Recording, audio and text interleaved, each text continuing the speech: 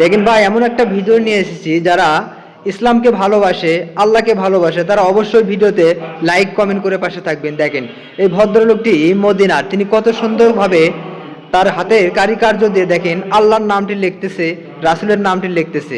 আপনি যদি অবশ্যই একজন মুসলমান হয়ে থাকেন, এই ভিডিও আপনি শেয়ার না করে পারবেন না ভাই। দেখেন ভিডিওটা সুন্দরভাবে মনোযোগ দিয়ে দেখেন ভাই, তাহলে বুঝতে পারবেন। আর আপনারা সবাই বাসায় চেষ্টা করবেন এভাবে লেখার জন্য। আল্লাহর নাম লিখলে ভাই 10টা নেকি, আপনারা তো জানেন।